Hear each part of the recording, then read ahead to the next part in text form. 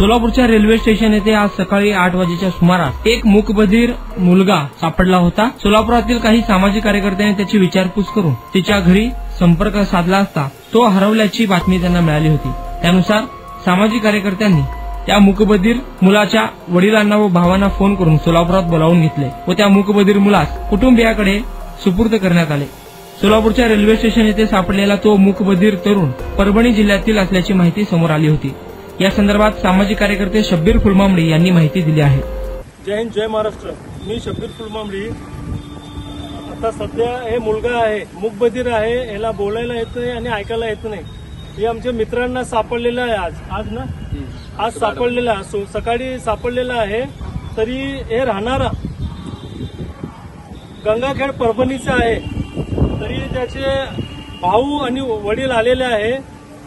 आम्ही या सोलापूरची जे चॅनल आहे, लोकप्रधान असू दे, लोकप्रहार असू दे आणि महाराष्ट्र प्राईम टाइम आणि जमजम न्यूज यांच्या मार्फत आम्ही सर्व आणि आमचे मित्र सर्व ज्यांना हे सापडलेलं आहे यांचा भाऊ आणि यांचे वडील यांचा सुपूर्द करत आहे।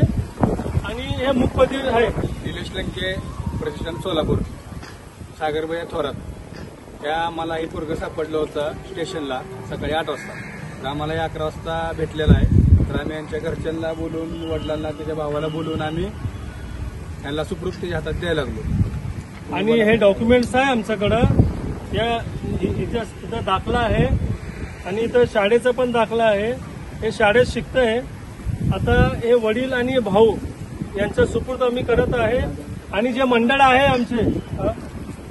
आमचे जे मंडळ आहे, मी यांचा मनपूर्वक धन्यवाद की असंच काम करत जावा आणि लोकांचा जे अडचणी आहेत त्या अडचणी सॉल्व्ह करावा ही विनंती आहे। हा माझा भाऊ, हे चुलते आणि खरंच खूप म्हणजे आनंदाची गोष्ट आहे। कारण की हा ह्याला बोलता सुद्धा येत नाही, ऐकायला सुद्धा येत नाही। घरातून काल निघून गेलेला आणि अचानक ट्रेनमध्ये बसून इथपर्यंत आलाय। आम्ही त्याला तिथंच शोधतोय। तरी योगायोग सगळ्या गोष्टी देवाच्या कृपेने तो सापडला आणि म्हणजे खरंच म्हणजे त्यांनी खूप चांगलं काम केलेलं आहे आमच्यासाठी। त्यांनी सकाळी फोन करून सांगितलं की आमच्याकडे आहे तो आणि तुम्ही येऊन जा पटकन। आम्ही आलोत आणि त्यांनी खरंच आमच्या स्वाधीन केला। त्यांचे खूप खूप आभार, त्याच्या मंडळाचे खूप खूप आभार। त्यांनी असेच काम करत राहावं आणि गोरगरिबाचे जे अशी काही गरजू व्यक्ती आहेत त्यांची मदत करत राहावं, हेच आमची अपेक्षा।